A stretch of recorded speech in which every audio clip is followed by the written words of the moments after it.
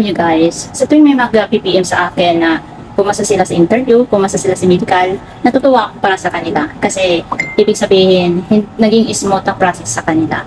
Pero sa tuwing may nag-PPM sa akin na, ate, sputum ako, alam mo yung nakakalungkot kasi alam mo yung hirap ng pagiging sputum at mararanasan nila yun.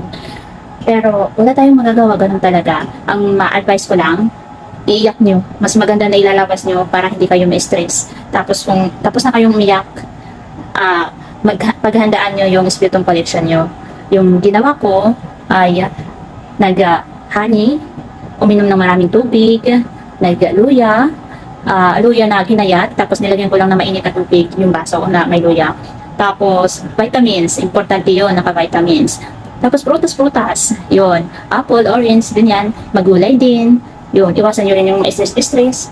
At hanggat kaya nyo, isolate lang muna kayo hanggang hanggang mag-sputum collection kayo para iwas langhap ng usok sa labas. Yun. Siguro may mga nagsasabi na napaka-OA naman ng preparation, no? Para sa sputum collection. Pero para sa akin, mas maganda na yung pinaghandaan mo para hindi mo pagsisihan. Yun. Tapos sa first day or sa time ng collection nyo, hanggat kaya nyo, pila kayo ng maaga ng mga 1 or 2 a.m. para mauna kayo sa first 20 or masali kayo sa first 20. Yun. Itong sinishare ko ay experience ko po.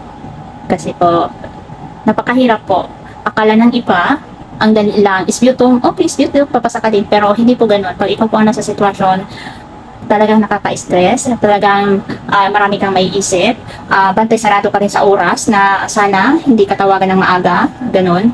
Pero lagi niyong tatandaan sa mga na-sputum na hindi ibig sabihin sputum ay positive na po ha, hindi po ganun.